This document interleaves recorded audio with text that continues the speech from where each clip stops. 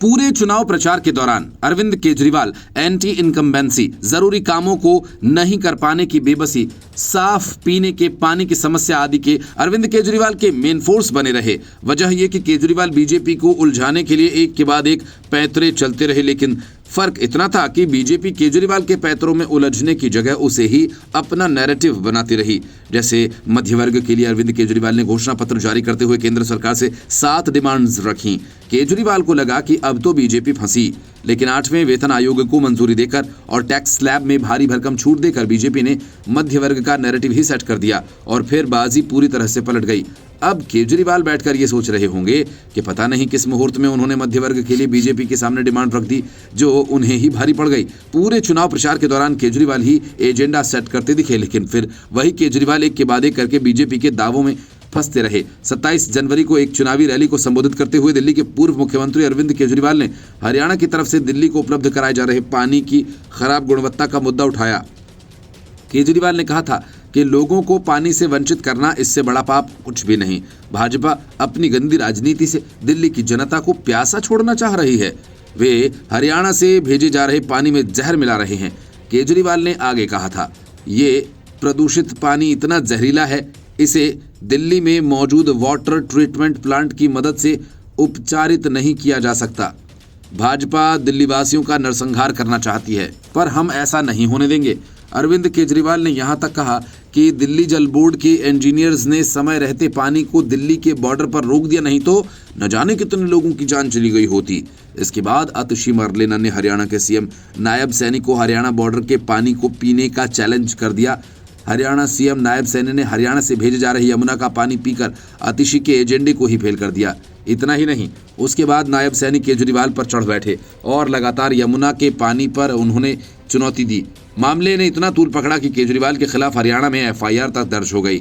BJP ने दिल्ली में साफ पानी के मुद्दे को इस तरह से गरमा दिया कि राहुल गांधी भी अरविंद केजरीवाल को यमुना में डुबकी लगाने का चैलेंज देकर आ गए। साफ पीने के पानी को भी राहुल ने मुद्दा बनाया। रमेश बिधूड़ी बीजेपी के बड़बोले नेता रहे हैं।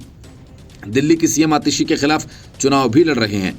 आम आदमी पार्टी ने उन पर आतिशी के खिलाफ अपमानजनक बातें बोलने का आरोप लगाया। रमेश बिधूड़ी ने आतिशी के सरनेम में सिंह जोड़े जाने का मुद्दा उठाया था। आम आदमी पार्टी ने इस मुद्दे पर बीजेपी ने इसे अफजल गुरु के समर्थन से जोड़कर आम आदमी पार्टी को बैकफुट पर ढकेल दिया। फिर आम आदमी पार्टी ने आरोप लगाया कि बीजेपी रमेश जैसे व्यक्ति को सीएम बनाना चाहती है, पर इसका उल्टा प्रभाव होता देख बिधूड़ी को सीएम कैंडिडेट बोलना आम आदमी पार्टी ने बंद कर दिया, क्योंकि इससे कालका जी सहित पूरी दिल्ली में गुर्जर वोटों के ध्रुवीकरण का खतरा उत्पन्न हो गया।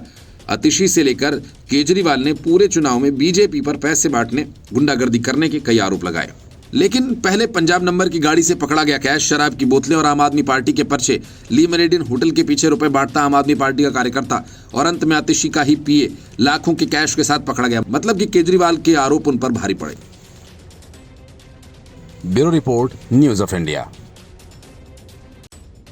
मनीष सिसोदिया को देख लोग मतदान केंद्र पर मोदी मोदी के नारे लगाने लगे। केजरीवाल के खिलाफ कोर्ट ने एफआईआर दर्ज करने का आदेश दे दिया। एक विधायक फ्लाइंग किस करते हुए पकड़ा गया तो आतिशी मरलेना का पीए पैसे बांटता।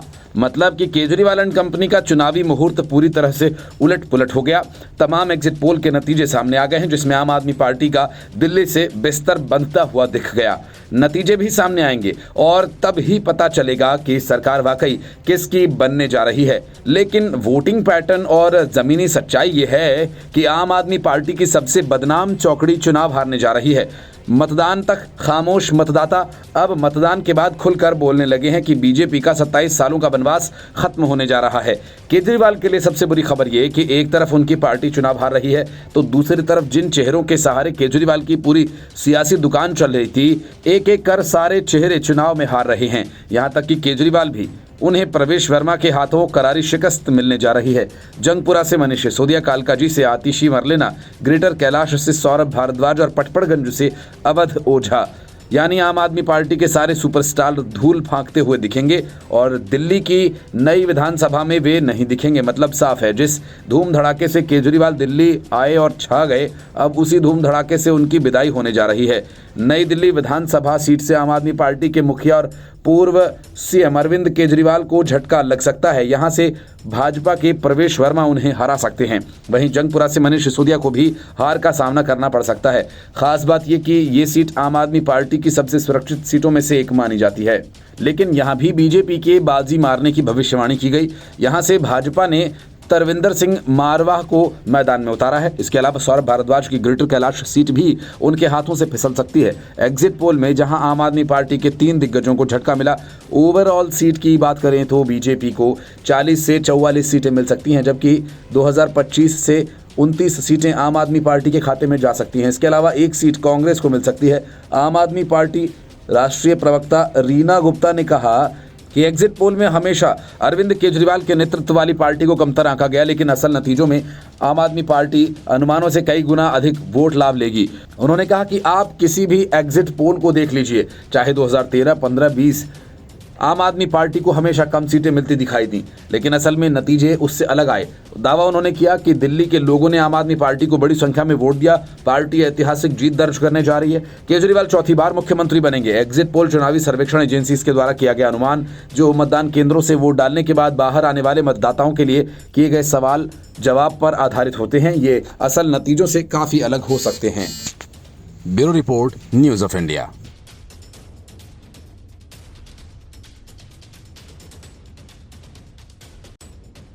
पिछले 2 विधानसभा चुनावों में आम आदमी पार्टी ने दिल्ली की सभी मुस्लिम बाहुल्य सीटें बड़े अंतर से जीती और इस जीत से केजरीवाल ज्यादा आत्मविश्वास से भर गए कि चाहे जो हो फिर से वो इन सीटों को आसानी से जीत लेंगे। यही वजह थी कि मुस्लिम बाहुल्य सीटों पर चुनाव प्रचार करने तक अरविंद केजरीवाल नहीं गए, लेकिन AIM, कांग्रेस और बीजेपी ने ऐसी घेराबंदी कर दी जिससे आम आदमी पार्टी के लिए कई सीटों पर हारने का खतरा हो गया।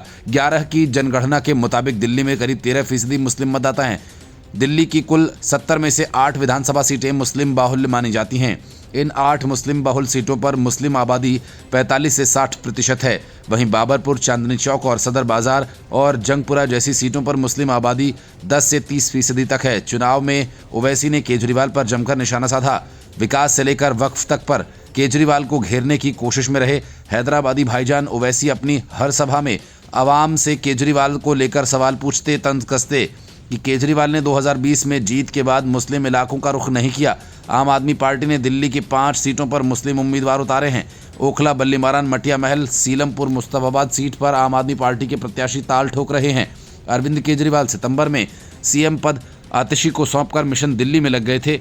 4.5 महीने से लगातार दिल्ली के अलग अलग इलाकों में जाकर केजरीवाल आम आदमी पार्टी के पक्ष में सियासी माहौल बनाने की कवायद करते रहे, लेकिन मुस्लिम बाहुल्य इलाके से दूरी बनाए रखी।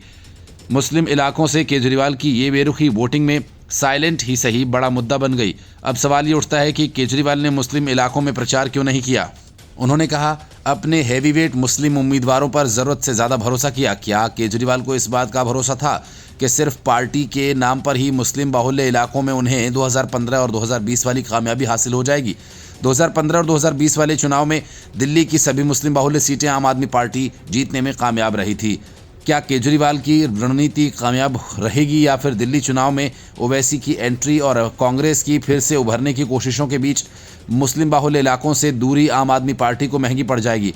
अमानतुल्लाह खान की नींद कांग्रेस ने उड़ा रखी है। ओखला सीट पर ओवैसी की पार्टी के लिए उम्मीदवार भी कड़ी लड़ाई में है। ठीक वैसे ही मुस्तफाबाद में ताहिर हुसैन ने केजरीवाल के लिए मुश्किलें खड़ी कर दी हैं। आम आदमी पार्टी सरकार के मंत्री इमरान हुसैन भी खतरे में हैं। हारून यूसुफ से उन्हें कड़ी टक्कर मिल रही है और सबसे बड़ी वजह ये कि मुस्लिम बाहुल्य इलाकों में हिंदू वोटर्स भी बड़ी संख्या में मतदान करने निकले। माना जा रहा है कि इन सीटों में से बीजेपी 3 से 4 सीटें जीत सकती है, तो किसी को आश्चर्य नहीं होना चाहिए। कांग्रेस की उम्मीदें ओखला सीट पर टिकी हैं। अगर कांग्रेस नहीं जीत पाई तो ओखला में भी कमल खिल सकता है, लेकिन किसी भी सूरत में अमानतुल्लाह खान चुनाव नहीं जीतने जा रहे हैं। Bureau report, news of India. Exit poll के नतीजों से आम आदमी पार्टी काफी बौखलाई हुई है और इसी बौखलाहट में कभी एग्जिट पोल करने वाली एजेंसीज को स्पा और पार्लर चलाने वाली कंपनियां कह रही है, तो कभी बीजेपी पर विधायकों को खरीदने की कोशिश करने का आरोप लगा रही है। हालांकि पिछले 5 साल में 25 से अधिक बार आम आदमी पार्टी ने बीजेपी पर इस किस्म के आरोप लगाए हैं, लेकिन अब तक उसका कोई भी आरोप सही साबित नहीं हुआ। अब एग्जिट पोल के नतीजों के बाद संजय सिंह ने बीजेपी पर ऑपरेशन लोटस चलाए जाने का आरोप लगा दिया। उन्होंने कहा कि दिल्ली में बीजेपी ने ऑपरेशन लोटस का काम करना शुरू कर दिया है। 8 फरवरी से पहले बीजेपी ने हार मान ली है। उन्होंने आरोप लगाया कि बीजेपी ने हमारे विधायकों को खरीदने की कोशिश की, कुछ में वो सफल हुए, पैसे और जांच एजेंसीज का इस्तेमाल करते हैं। दिल्ली में हमारे 2 मंत्रियों को तोड़ा, हमने तमाम संघर्षों के बाद दिल्ली को बचाया।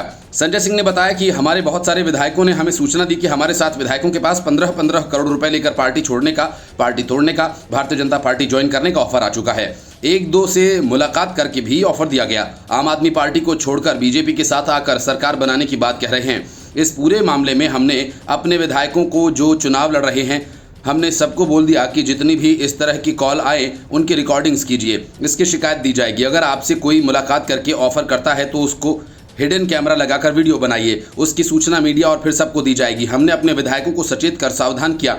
संजय सिंह ने कहा कि 2 बातें बिल्कुल स्पष्ट हो गई हैं। पहली बात यह कि 8 फरवरी को काउंटिंग से पहले बीजेपी ने हार मान ली है, और दूसरी बात ये कि वो बुरी तरह से हार रही है। दूसरी बात ये कि जो खरीद फरोख्त का तरीका वो पूरे देश में अपनाते हैं, अब वो दिल्ली में भी शुरू हो चुका है। इसको कई बार वो ऑपरेशन लोटस और पता नहीं क्या क्या नाम देते हैं। उन्होंने कहा कि पैसे और जांच एजेंसी जिस चीज से दबाव बन जाए उसका इस्तेमाल कर विधायकों को तोड़ा जाए। इसके पहले सांसद संजय सिंह एग्जिट पोल करने वाली कंपनीज पर तीखा हमला बोल रहे थे। उन्होंने इन कंपनीज को स्पा और मसाज करने वाली कंपनीज बता डाला। उन्होंने कहा कि अगर ऐसी कंपनियां एग्जिट पोल करेंगी तो नतीजे भला क्या होंगे, आपको पता ही है। आम आदमी पार्टी के सांसद संजय सिंह ने एग्जिट पोल करने वाली कंपनी पर हमला करते हुए कहा कि अगर मसाज देने वाली और स्पा चलाने वाली कंपनीज एग्जिट पोल करेंगी तो आपको पता है एग्जिट पोल का क्या हाल होगा। इस बार जनता ने हमारे शिक्षा, स्वास्थ्य, बिजली और पानी के मुद्दे को स्वीकार किया, और मैं बस इतना ही कहूंगा कि सभी लोग 8 फरवरी तक इंतजार करें।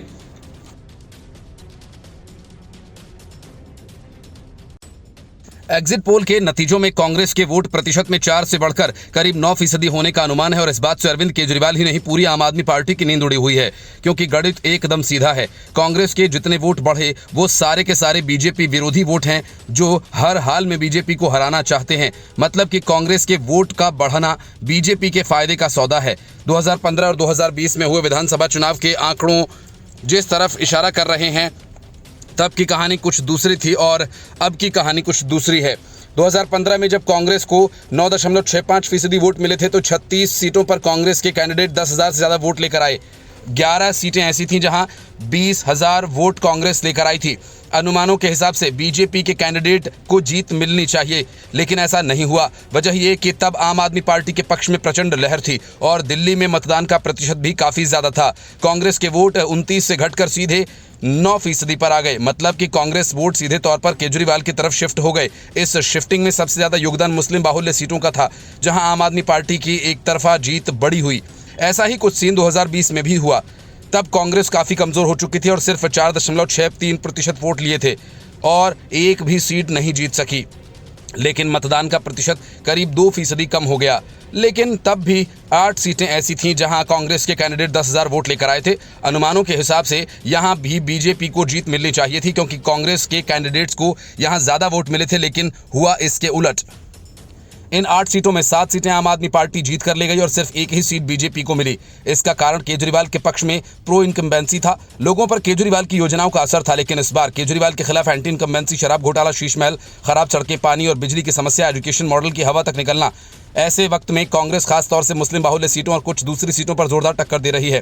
और अब उसके वोट प्रतिशत का बढ़ना और दिल्ली में 2020 के मुकाबले कम मतदान का होना आम आदमी पार्टी के लिए खतरे की घंटी है। कांग्रेस केजरीवाल के दलित से लेकर मुस्लिम वोट बैंक तक में सेंध लगा रही है। दोनों ही वर्गों का बड़ी संख्या में वोट पिछले चुनावों में आम आदमी पार्टी को मिला, लेकिन अगर कांग्रेस ये वोट नहीं काट रही तो कांग्रेस के जो वोट डबल हुए हैं तो वो बीजेपी के खाते में आ गए। ऐसे में बीजेपी को नुकसान हो सकता है।